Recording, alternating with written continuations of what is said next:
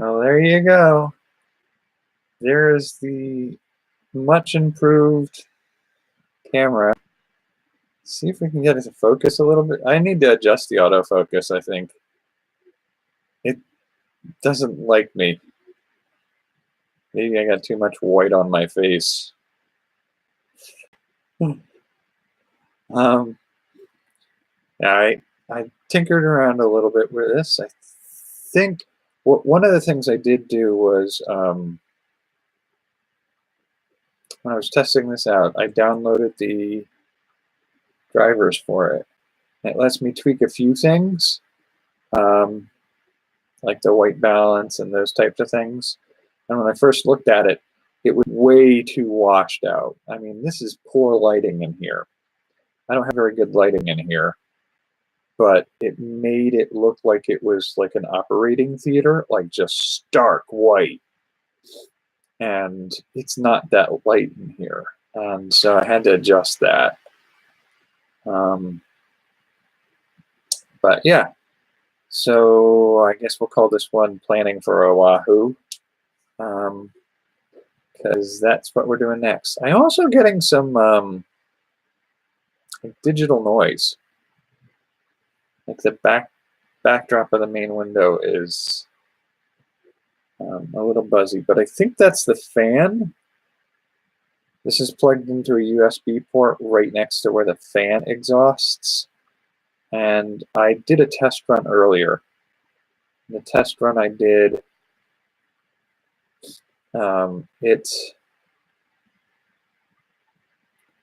it did this while I was recording on my screen, but it didn't show up on the private video of the test run. So that's good. The other thing that's kind of neat about this is, let's see if I can get it to let go here.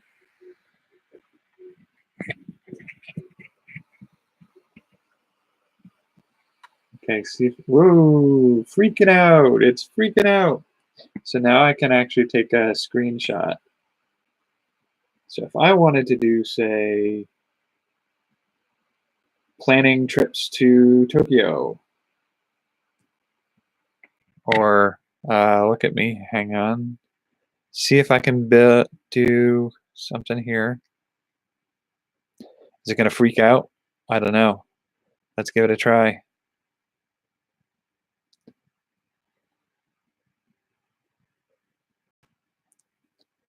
Shouldn't be freaking out.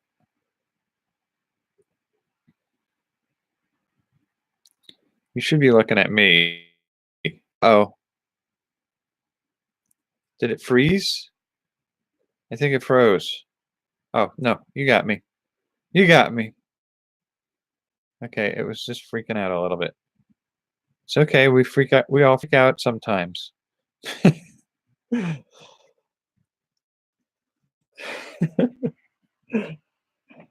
Camera set up, preparing some things for the trip. How down the rabbit hole does it go? There's my dirty keyboard. Okay, so do we do in fact have BuildBox available. So now I can do this.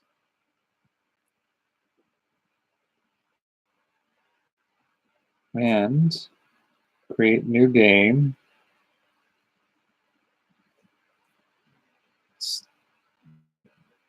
This is what I was trying to demonstrate the other day for BuildBox. This is what BuildBox looks like. You have the welcome screen, you get the creator window, and in the creator window, you have examples of different types of games you can do with minor animations of what they do.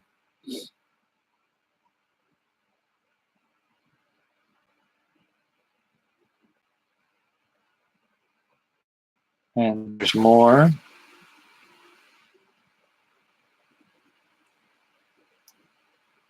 So you'll recognize some of these types of gameplay, regular arcade games. Like things we used to play there's Cubert for you. I know what the distinction between impossible versus like a general runner. There's Flappy Bird, and then ISO jump, slide. Distinction is some of these are like they don't really tell you what the difference is. And with one of the pinball ones, and I don't know that I'll do motocross, but maybe. I'm curious about mini stages. Some of the more distinct ones that I've seen, the lock star, and there's the jumping.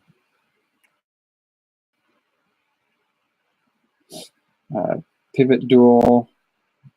Platformer is probably one of the more versatile. I haven't thought much. It might be a possibility for something. The ring wall, I'm still not sure what point of that is. Runner, like it. You have no option but move. Rush ball, I still don't know that one very well. Shape war, shooting runner, side shooter, which I'm not sure in what way that's different than this. There's square stacker, which is a different style of one. Stage clearer, which I guess they're implying is Pac-Man. And sticky jump. I can't get this one to work. Something about that feature doesn't work right.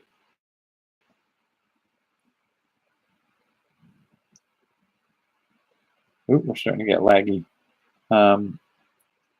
Wall, and then wall reverse, world jump, zigzag. So, all right, so the one that I was kind of talking about here for a second was side shooter versus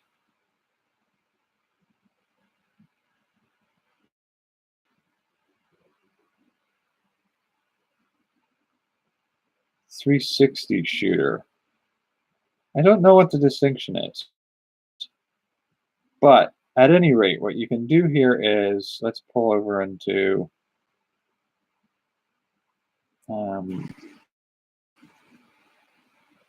platformer. And then we can do a single world, multiple worlds, endless, game over, score type, distance, coins collected, points collected, global distance, global coins. Let's just do that. I don't care. So that pulls this window up. Hopefully you're getting a usable screen.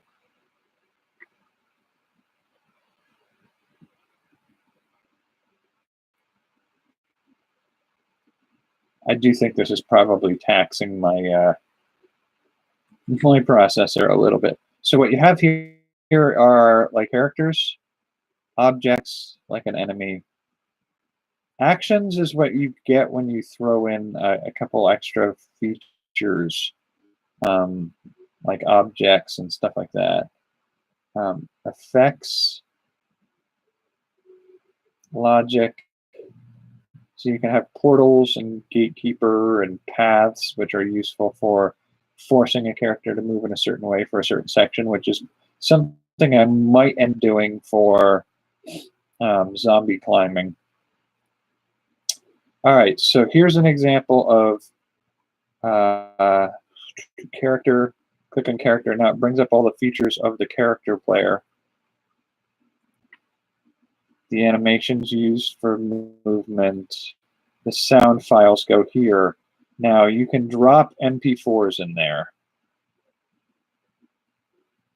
And game delay, all those things. And then there's, these are character gameplay settings, but you can add components like advanced movements, damage, health, rotation mapper, ghost jump, character icon, and those types of things. Right now, this is one of the things you can do. It pulls up this. I don't know why I get this one. I guess I have to download another to handle the sound file stuff, but that's a weird one. I don't know why it's doing that. Can we move it down? No, it's still stuck at the top of the screen. I don't know why it chose to do that. But so the right and left arrows do that. It says up arrow does something, but I don't know what it's supposed to do. But J key is the jump key. If I want to do this, I can do jump and jump. And here's what happens if I hit the enemy. So I can restart. It can drop me there. I have to go down and close this window because it won't let me access the close out button, which is a frustrating feature. I got to figure out why that's still going on. But that's build box. So how are we doing with the presentation on the webcam? There we go. So mount that there. So that was build box. That was something I was trying to show you the other day when OBS killed it for me. I'm wondering if some of this color is just the carryover of the orange, because that looks super bright in this right now. Oh, it's also some of the glare patches on the wall behind me. If I hide those, it changes the lighting a little bit. So I think this webcam is going to be quite handy. So thank you very much. This should be 7 minutes. What time? Oh, so we're 12. This might be at 720. It might be 1080. It's definitely better than it was. The other thing I noticed was when I did a test run with the camera using its mic, I got a very tinny tone, but the mic on my laptop actually gets a better sound for what I'm doing. So it's lucky I can pick which one I'm going with there. So I think that's working pretty well.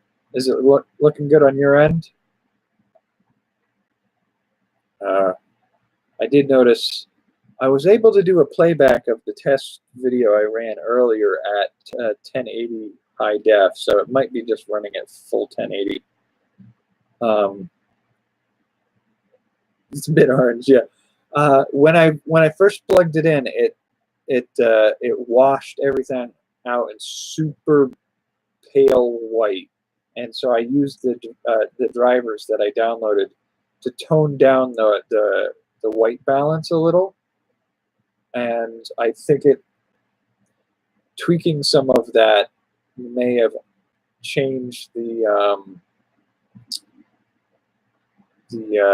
color perception. So it added warmth to it in doing that. So I could go back and trim that, I think, a little bit. But like, it was so washed out. I looked like I was half dead, which, you know, I did some taste testing of foods for a project yesterday, so I may be pale today. I don't know. I'm not usually quite this orange, but I'm not as pale as it was showing me either. And the wall back here was like a straw gold.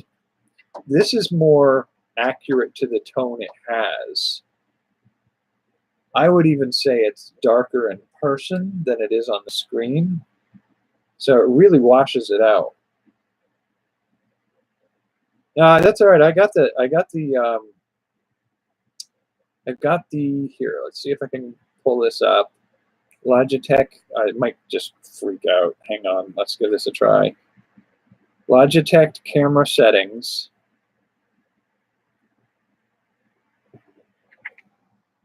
Okay, so this is my beautifully messy desktop. So let's see if we can get it to pull up. So this is the doesn't want to work with that. Okay, I don't know what we're doing there. But the advanced features So I have color intensity turned, I think, probably high.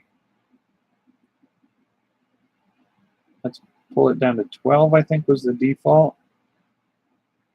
See if that's there, or does it not work when I'm, does it not work? There we go, is that better?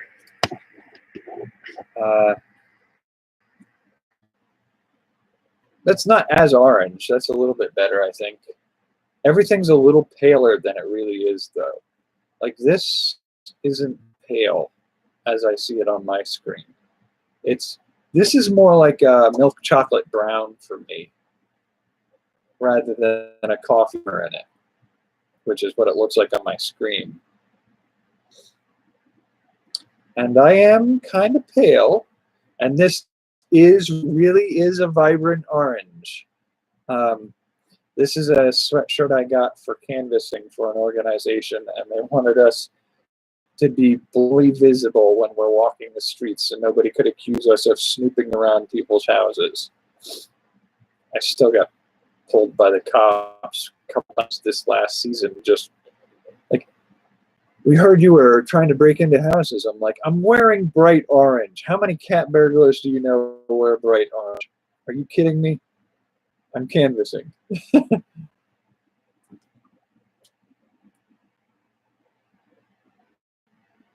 Some of that stuff, yeah.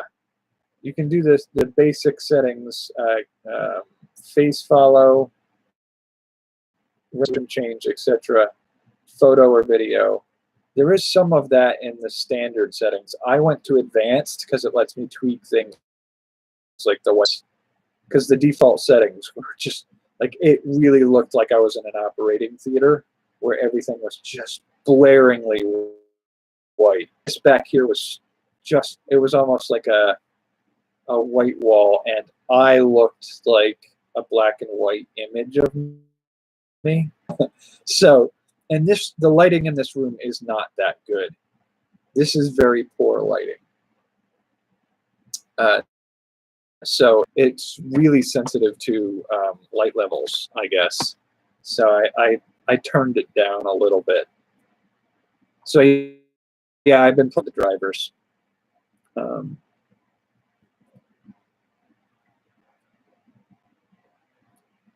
I think mine might be newer than what you have on your CD, because the ones I went to, they're like the newest version off the website. So it might be an updated version.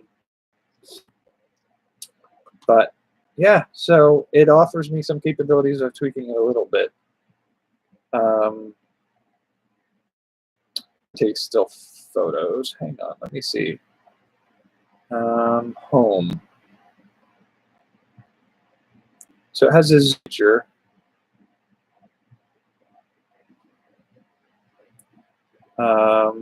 Image, standard, widescreen.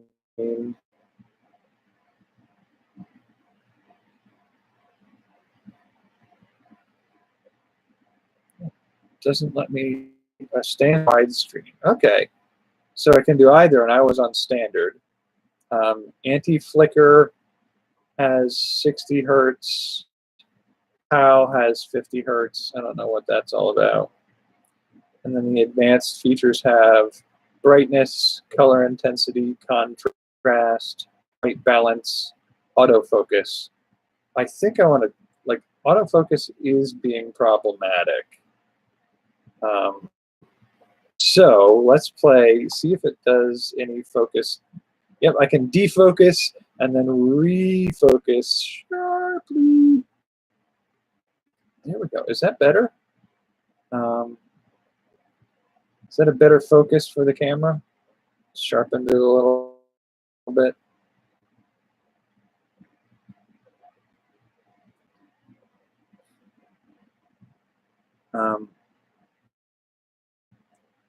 You were worried that I wasn't getting, that you thought your CD had that I don't have?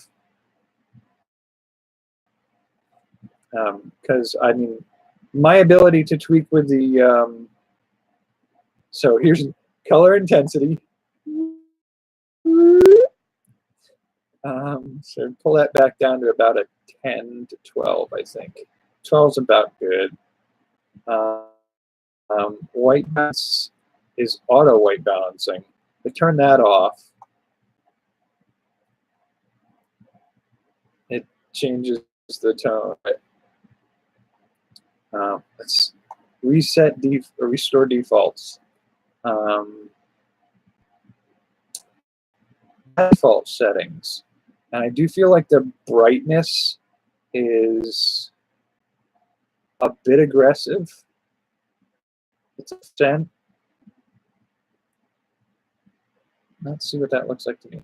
Yeah, it definitely makes this way lighter than it is, and makes me look very pale in the front here.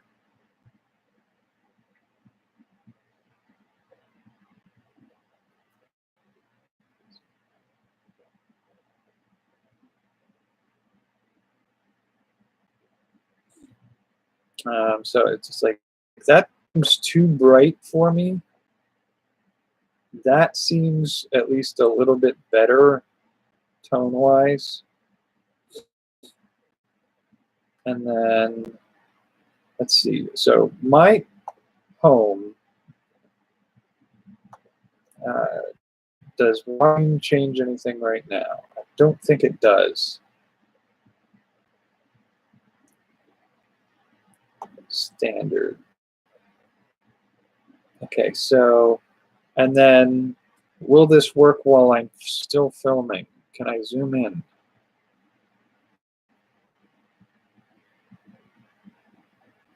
It doesn't seem like it's letting me zoom right now. But earlier it was definitely.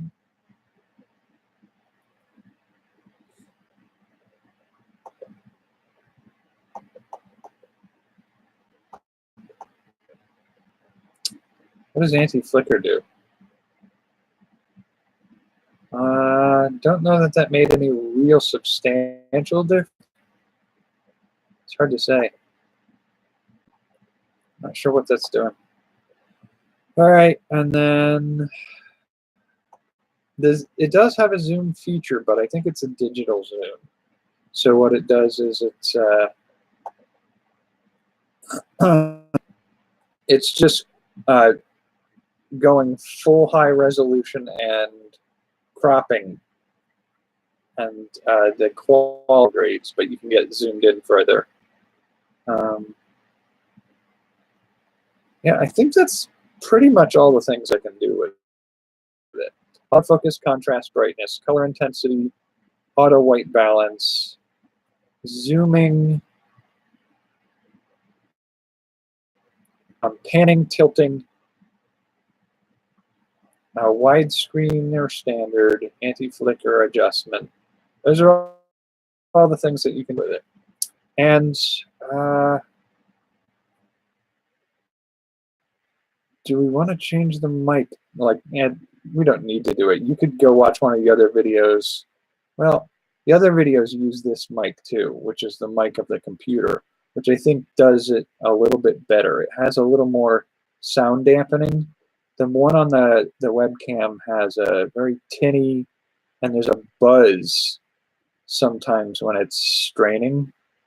So, yeah, I did a little bit of playing around with it this afternoon to get a sense for it. I'm definitely not taking it with me to Honolulu, because I think that's a risk of loss or damage that I don't want to take. Ah, man, I am tired. I am working hard to be ready to go on this trip. And I'm also doing some research for planning future trips. One of the things I was looking at was a website where you can book flights on.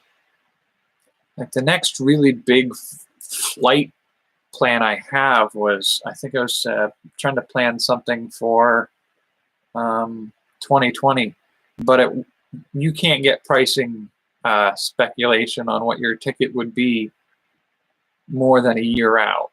So I wouldn't be leaving. Here till. Well, I'd go to California in May 2020, and then From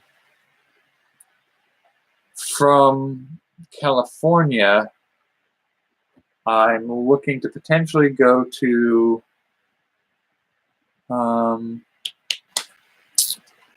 Japan.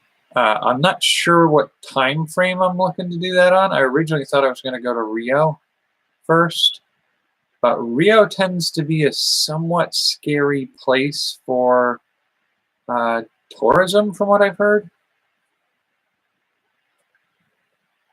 Well, mine might actually be doing the buzzing because the fan in my laptop may just be generating electronic noise. I've had some issues with some microphones in the past causing that to happen.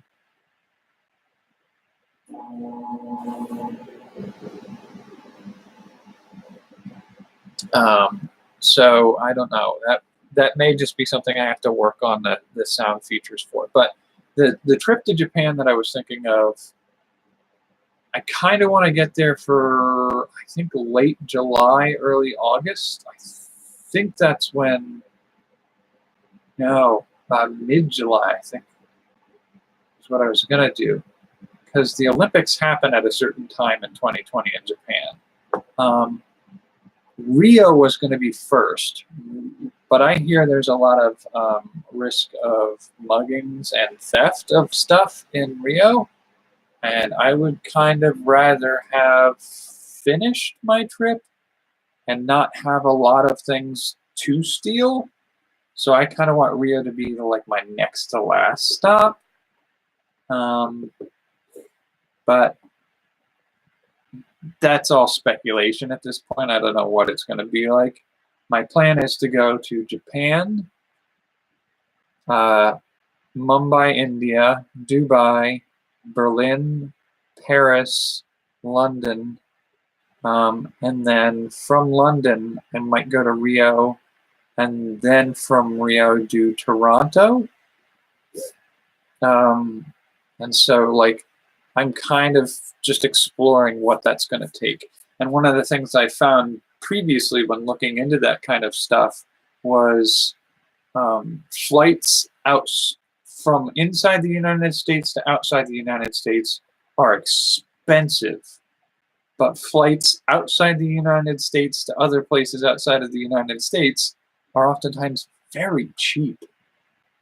But it also depends on when you're going, and like one of the things I was looking up was if I plan trips to Japan for this year, 2019, in late June, early July, what we end up seeing is the prices for those flights are actually cheaper than it's costing, well, about the same price of it's costing me to get to Honolulu. But if I look at prices for like October in Japan, like I saw a couple prices of flights to Japan in October for like $300. And I'm like, it's a one-way ticket. So a two-way ticket may be about the same price as it takes me to get to Honolulu right now. The Honolulu tickets I got are round-trip tickets, and there's a 12-hour layover, I think, in San Francisco. But the ticket for the flight was $510. So that's a really good price. And provided I can get a little rest on the flight, I don't have to have a place to stay when I'm in San Francisco. I can hang out in the airport and work on the computer and wait for my early morning flight, sleep on the early morning flight, and get to Honolulu in mid-afternoon, or 6 hours later, early afternoon, I guess. And the cost to me is negligible. I mean, 6-hour flights mean that, like, if you catch a 4 or 5 hour nap on your flight, you don't need a hotel room. Now, can I? I have no idea. It's been over 20 years since I've taken a flight. So I don't know how well I'll do at a sleeping on a flight situation, but give it a go. And then once I'm there, I may do some recorded episodes. I don't know whether or not I'll have access to a Wi-Fi enough to do live episodes for my 7 days in Honolulu, 6 days in Honolulu.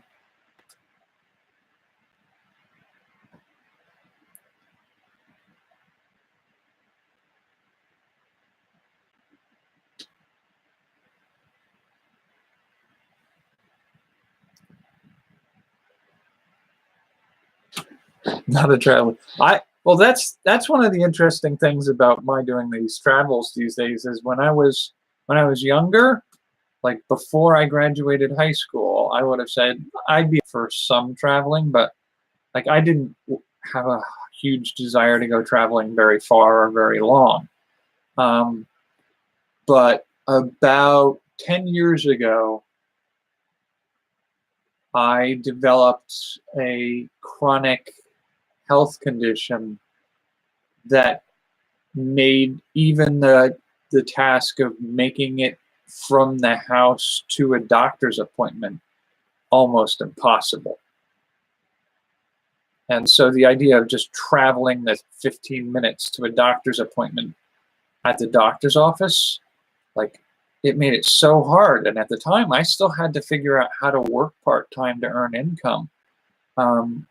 And like I'd been let go because I was unable to work because I was so sick for a while.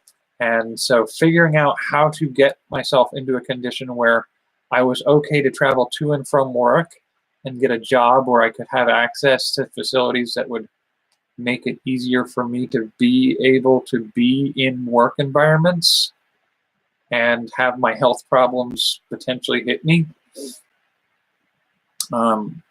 Having something that can accommodate my health concerns at that time was very important. About 2 or 3 years ago, I sort of got a reprieve and some of my health concerns dissipated. They're not gone. Like I know if I push myself too hard, if I overstress myself, and it worries me sometimes when I do trips like this where I will be relying on naps here and there to pick up my sleep, that may strain my system aggressively and maybe set me off. But if I eat wrong too, it can set me off. And so for some of that, if I push any of those things a little too far, it'll make me violently ill, and I will be ill for days. And so traveling became really, really difficult. And I just figured I'd never be able to travel. But when things eased off enough, and about a year and a half ago, well, about 2 years ago, our landlord passed away. And the estate couldn't keep the property going, so they were looking for a buyer who would manage the tenants. And since I was a property manager, I could help them work the property. And they found somebody who said, "Oh yeah, definitely, we would love to have paying tenants on the property." And within 3 days of having the property signed over to them, they gave us all an eviction notice. They didn't want us on the property anymore, and our state has a legal capability of eviction for what they call other reasons, and other reasons can include they just don't want to rent anymore. And so that's what the new owner did, as he said he wasn't going to rent anymore, and he made it work because he was going to move into our half and rent the landlord's half downstairs. So technically, our apartment, he isn't renting anymore. So it made it all perfectly legal for him to do that. So I ended up we ended up being evicted. And at the time, I had some really good housemates that we got along really well, but we couldn't all manage to square away a situation where we could get to a new place together. And so some of them had to get a place faster. One of them has a child, so he just didn't have the time to wait for us to secure something else. He needed to make sure he had a place where he could have his kid and not have his ex deny him partial custody of his kid because of changing living environment. So he had to secure something, and that means that we lost a potential housemate, which made it more expensive and harder to find a space that we could do in a reasonable amount of time. And so I ended up going through a whole court process against the new owners. And by the end of that, it was midsummer, and I said, I'm going to go on a small road trip around the area. I'm going to camp at campsites. I'm going to travel a little bit and just see what I can do. And it took me a little while to figure out how I could manage some of my health concerns while traveling, but I figured out enough that I was able to say, like, if I can camp with nothing more than the car and campsites to go to, I could do that anywhere in the United States during a summer. And so I got to thinking, like, all right, so if I don't sign a new lease and I don't rent a property at the time, I don't have those costs mounting back at home while I'm traveling. So I'm not paying, like the average around here is about $1,300 per month in rent for a single or a 2-bedroom apartment. A studio usually runs about $900 to $1,000. And so if I'm not paying $1,000 for a studio or anything like that, the money that I would spend on rent can go to travel costs like gas, any tolls that I had when traveling, and absorb some of the raised cost of getting food when you're not always accessible to a kitchen and a refrigerator. So you buy food that's convenient food instead of large quantities that you can store in a cold environment. So like I figured my budget worked about right for me to be able to go traveling for several months like that. So I did the trip around the United States that way. And that worked out really well. I had a few rough spots with my health as I did that. But overall, I figured out how to manage it while traveling.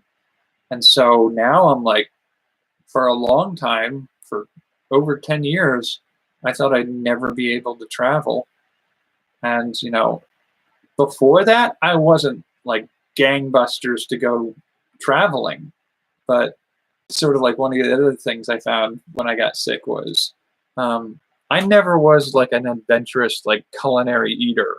Like I wouldn't say like, I'd be curious to try durian or other, like I've never had crickets, like barbecue crickets or something like that. And I had no urge. There's no part of me going, it's like, let's find some interesting and unusual foods to try. But the moment I was unable to eat anything other than boiled chicken, peas, and carrots for over a year, the realization that like I will never get the chance to try other foods. There's a whole world of things that I'll never know the taste of. And so when my system settled down enough that I can take some adventurous weekends occasionally to try a new food, of course, now I'm all over the place. Like every time I wander into a store and I see a new flavor or a variety of something, I'm like, I kind of want to try that. And so I want to try a bunch of different foods. And, while I never really thought like, oh yeah, I want to travel the world. After going to a point where it was hard enough to go to the grocery store or a doctor's appointment, now that I have the capability to figure out how to travel to places, I'm going to do what I can.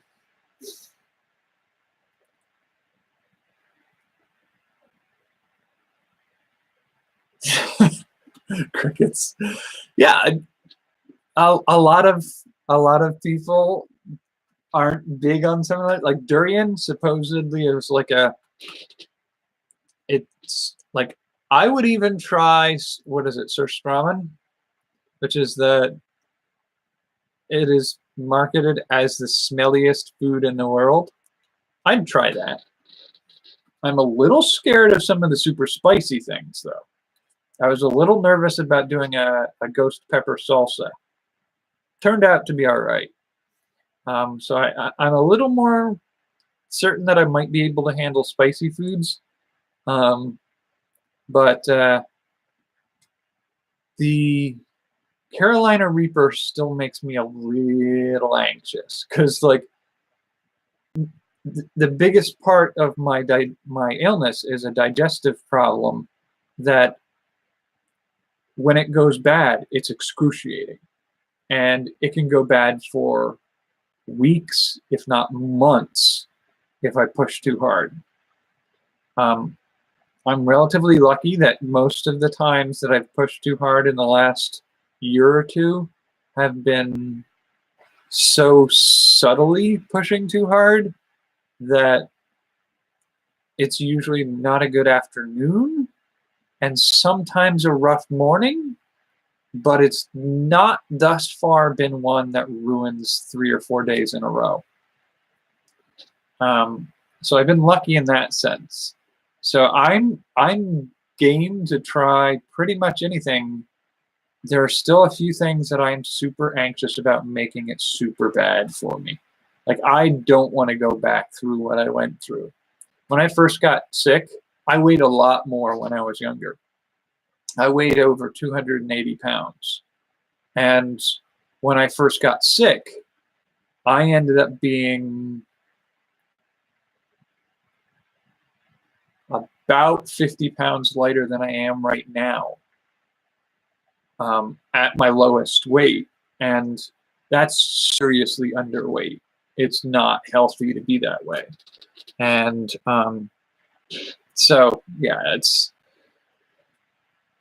it's a tricky one to do, and I don't want to go through that again. I don't want to go through in a period of 6 or 7 months where I'm unable to eat any food, constant pain, and rapidly losing weight.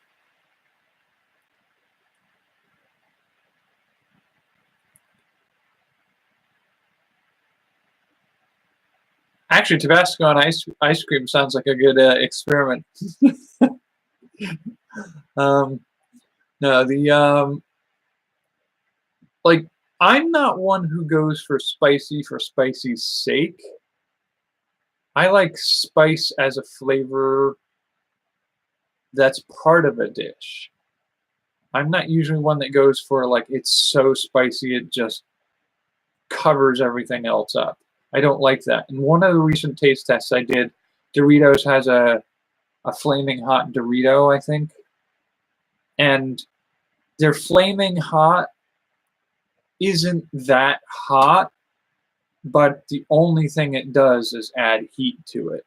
And it adds heat in a way that it covers all the other flavors. So you just have this bitter burning sensation in your mouth. It's like, that's not a good chip. I don't like that.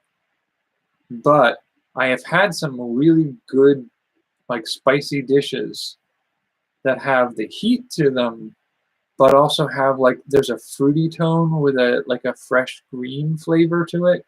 Like, you can, like, if you have a sweet bell pepper, you recognize some of that sweet pepper taste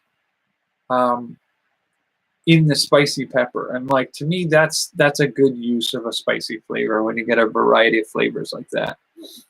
I'm kind of curious, like, it might be a little risky, but when I'm in Honolulu, I'm giving myself enough time that I might be able to try some local cuisine. And I hear one of the things they do a lot of in Hawaii is I forget what they call it, but it's like sushi, but instead of fish, they use Spam. So I'm kind of curious. I might give it a try. And maybe that's what I'll do for videos when I'm out there. Like, I might end up doing, like, go on like a hike to a nature spot to get a good view of one of the areas. And that'll be one of my videos. One of the days I'm there. One of the days might be a visit to a local art museum or an art gallery.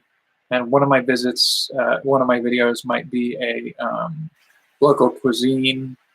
And, you know, like, try to figure out other things I can do, maybe a history museum, or, you know, maybe just cycle through, like, landscape art in the area and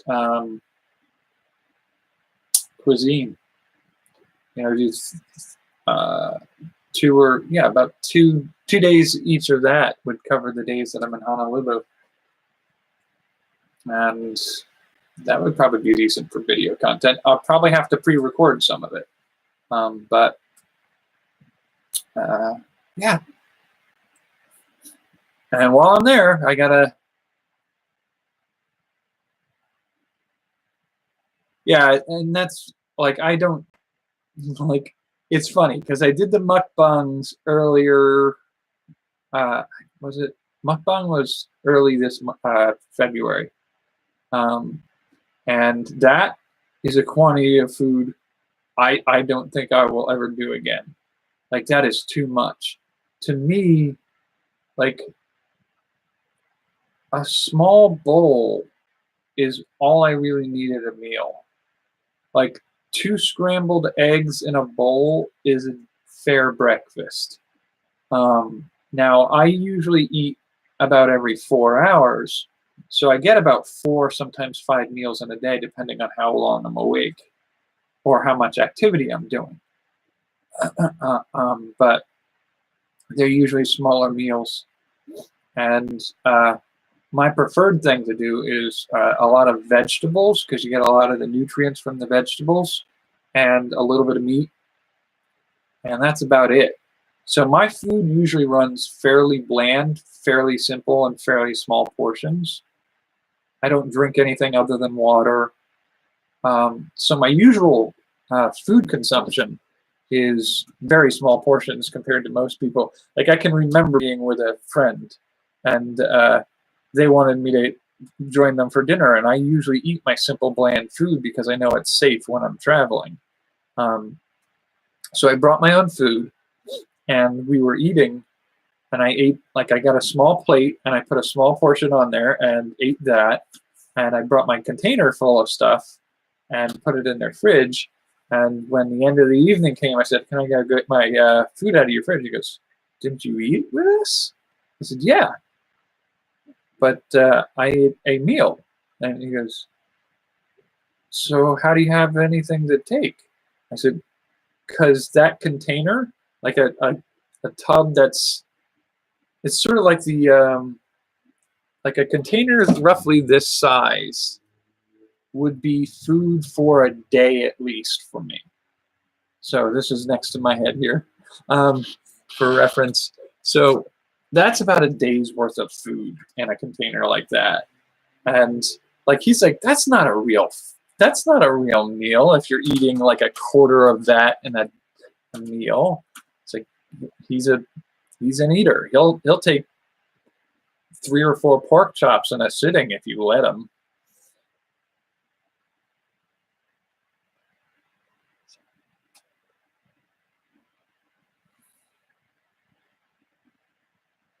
Three pounds full of food. Wow. Actually, that does remind me when I was younger, when I could eat more in a go. Like, it's part of the reason I eat the way I do right now is when I got sick, when the very first days of being sick like I was, I couldn't even handle a 3-ounce piece of salmon and a cup of peas. that was too much for one sitting. I would have to cut that in half. If I ate too much, I got sick. If I ate too little, I got sick. If I ate too much of the wrong stuff, I got sick. And everything was the wrong stuff. If I laid down after eating, I would get sick. If I lifted something heavy after eating, I would get sick. And so it was like everything would set me off. And so I learned to handle small portions at regular intervals. And it worked, and it kept me alive and kept me with enough energy for a long while that my body adjusted to it. I did it for a decade. And my body adjusted to that. So now eating large quantities of food freaks my system out. So I'm just used to eating that way, and I'm used to bringing my own food. I'm used to my food being simple and eating at certain intervals. And it's just like doing the mukbang. Like when I say I won't do that again, it's because it's hard. Like I sat down at a sitting and I ate 4 or 5 meals in a sitting in an hour. And I can make my body do that, but I don't feel good for like a day and a half after. My body doesn't like that anymore. Could I have done that when I was younger? Probably. I probably could have gotten away with that. But, you know, when down to my preferences for eating now, I would rather not eat large quantities in a go. It just, there's a point where I know my body's hungry, and I put in enough that I'm not hungry anymore, and that works for me. So yeah, eating has become like, people oftentimes say that they feel sorry for eating in front of me because they're eating these big, extravagant, like different types of ingredients in their food. And I'm always eating like lentils, cooked cucumber, squash, and I was doing carrots for a little while. I think I'm having a oral allergy syndrome to carrots now. Peas. I don't think I do well with peas anymore either. Do spinach, some poultry. I might have some trouble with some poultry sometimes now, so I can do like some ham or some beef or some fish. And that gets me pretty far. And if I'm looking for really, really, really simple food, like get a can of beans and take like a fifth of that can of beans, rinse them off and put them on a plate right next to a slice of ham. And these are like pinto beans. They're not like the baked beans and with bacon and brown sugar or any of that stuff. They're just like a black bean or something like that. I can do that. I sometimes sprinkle a little seasoning on it, but that's only a recent thing I've done. Like for a very long time, I didn't even use salt because salt could set me off. Salt caused problems too. And it wasn't like, I don't have a high blood pressure issue. I actually, for a long time, I had low blood pressure. It was like a 90 over 68 to 73. The bottom number would vary, but 90 to 105 was about where I averaged. I would almost guarantee you after doing the mukbangs, my blood pressure went back up. A lot of that stuff is filled with salt. Like, I did not realize how salty it was until I ate it. Just the sheer amount of water I would have to drink on a day that I did one of those. There's clue enough of the carbohydrate and salt content of those foods causes your body to soak up like half a gallon of water. But I do remember when I was younger, I did have, thinking about your 3 pounds of food per meal, I do remember when I was younger, I went to the grocery store and I think I got, it may have been like a 2 pound or 2.5 pounds of ground meat in one of those containers. And I was like, wow, that's a lot of meat. I mean, I usually make 6 patties out of one of those. And that'll last me a day or two. But looking at it, I went, I wonder how big a patty I could make with that. And I was wandering through the bread aisle, and I saw one of those round loaves of bread. And I was like, that could pass as a giant bun. And I worked in a kitchen at the time, and that week we did a local grown produce, and we had a local organic grown tomato. And I kid you not, the slices were this big around, and I went, okay, I know what I'm doing. So I brought some of those big slices of tomato and a giant leaf of romaine lettuce, and brought those home. And then I got the big tray of ground meat and made a giant patty and cooked it on the stovetop, cut that giant loaf of bread in half, and made a huge burger. And it was like this big around. And it was just, I thought it was great. I used it for a picture. I made a root beer float in a giant stein I had that was, it could hold a liter of root beer. And so I made like a root beer float and a giant burger. And I'm kind of sad because I hadn't thought about it, but I wanted to make fries, but I couldn't figure out how to make a good style of crispy. I like a good crispy thin fry. And I don't like the big thick steak fries. But I wanted to do fries that were an unusually large proportion. I just couldn't figure out how to make it happen, so I didn't do it. It's only been since then that I realized if I made a batch of basically mashed potatoes and I squeezed them out and fried them in a giant potato stick, I could make some really good fries that way. I was like, man, I may have to revisit this idea. But yeah, I made a giant burger, took a picture of it, and I don't know where that picture is these days. But I ate that burger over the next 2 days at pretty much every meal. I cut it into like pizza slices, essentially. It was just too much for me to do it a sitting. But I would say I probably ate a third of a pound to a pound of food per meal at that time. I don't think I could do that these days. Well, maybe. No, I think I would probably top out and feel full at about half a pound. I'm thinking of if I took ground beef and cooked up a pound of ground beef, could I eat it in one sitting? And I don't think I could. I might be able to force myself to do it, but I'd feel uncomfortable afterwards.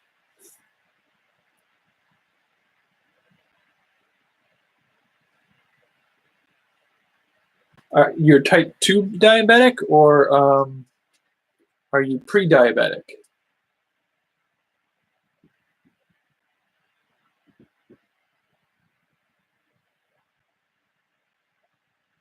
Yeah, a lot of commercially available foods are very very salty.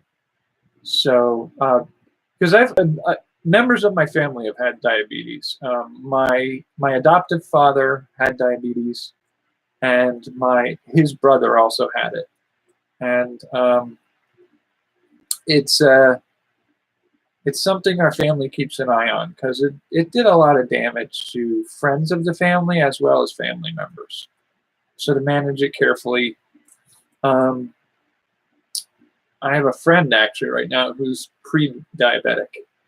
So pre-diabetic really means that if your fasting blood glucose levels exceed 110 to 120, then you're sort of in the pre-diabetic. if you get above 150, I think, if you're above 120, you're likely in the early stages of diabetes. Type 2 diabetes is where you are, I believe, if I remember correctly, type 2 diabetes is resistant to the insulin your body produces, whereas type 1 diabetes, which I had some friends, their entire family pretty much had type 1 diabetes. So the father had diabetes, and all three of the boys had type 1 diabetes. And that was, your body doesn't create insulin. And for them, like, they depended on injections of insulin. Whereas type 2 diabetes, you can manage with controlling blood sugar levels. You monitor your blood sugar levels, and you may occasionally need to take some medications to help your body respond to insulin, but your body produces it. It just doesn't respond as well to it. And metformin, I believe, is a drug that helps with diabetic symptoms. But pre-diabetes is usually like, you can bring that one back. You can bring yourself back to a level where you're sensitive to insulin again, and you don't have out of control blood sugar just by changing lifestyle and diet habits. But once you have type 2 diabetes, there's really no curing it. You can get it under control, but you're always going to have it. And so one of the things out there that I've heard recommended, and that could still be type 2 diabetes, or it could be pre-diabetes. But one of the diets that was actually designed to help people control their blood sugar was the South Beach diet. And it's a decent cookbook with some really good recipes. A lot of them are fairly complex, so they're meant to be like gourmet foods items. Like, there are simple versions of a lot of that stuff you can do. But I mean, it's honestly a healthier way to eat. I did that when I was younger because I was overweight, and I tried to lose a little bit of weight and bring my blood pressure down before I got sick. And the South Beach diet was the one that did the best for me. It got me into a healthier position. It improved my cholesterol levels. It improved my blood pressure levels. It improved my weight. It lowered my triglycerides, which is one of the indicators for potential heart health and heart attack risk. And so it improved all of my health signs at the time. It was also a little difficult to do long term, but I did find it benefited me to do the South Beach diet. I ended up working in a university kitchen for a long time, and that helped me fall off the bandwagon. So I ate less healthy there, and I put a lot of weight back on, and my health started to have some of those problems kick back in. But then I got very, very sick with my chronic health condition at that point. And when that hit, when my chronic health condition hit, it actually it forced me into a dietary change that forced me to chronically look for ways to get the nutrients I need, because my body wouldn't absorb the food I was eating. And so I had to find super high nutrition foods and avoid the bulky calories that had no nutrition, because it was not of any real use, and it usually made me sick. And so after doing that for a little while, my way of eating turned out so much more healthy for me that it forced me to be a healthier eater. But I admit, like, I occasionally have moments where, like in the last few days, for some recipes, I got some dark chocolate for a dip for making a glaze.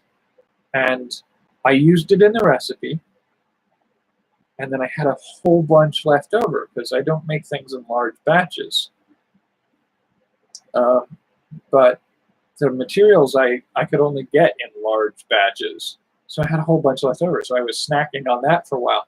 Boy, does that mess me up.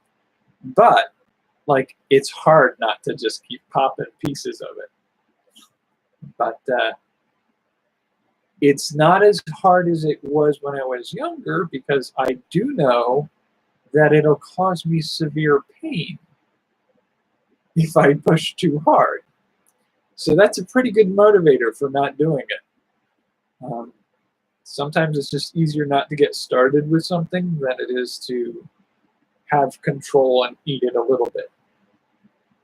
So, yeah, we're about an hour. Hopefully you do well with your diet and lifestyle adjustments. Actually, would you be interested in any video content that covers diet and exercise routines for health benefits?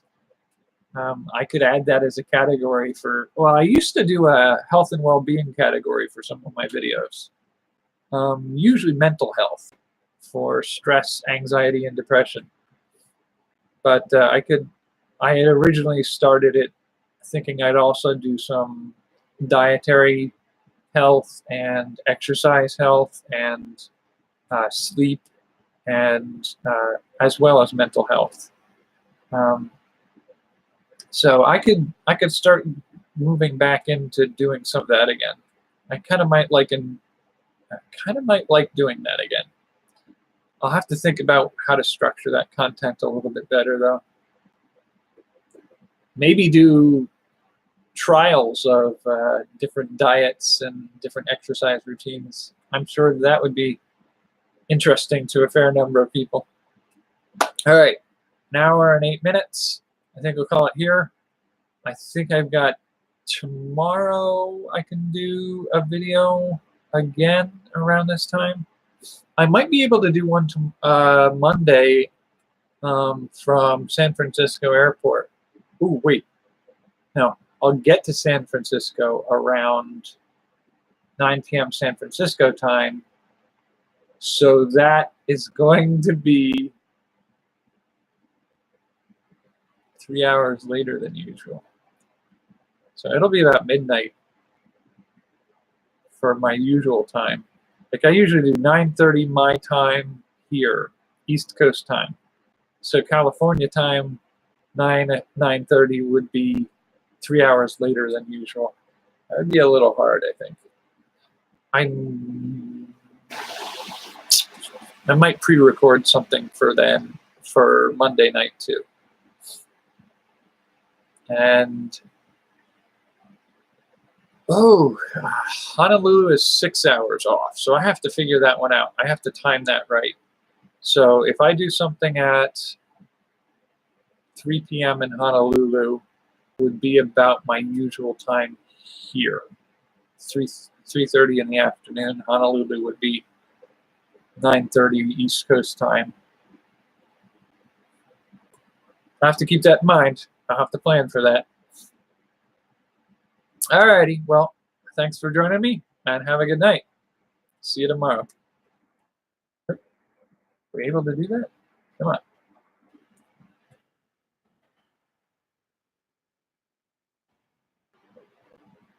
Yes, thank you again.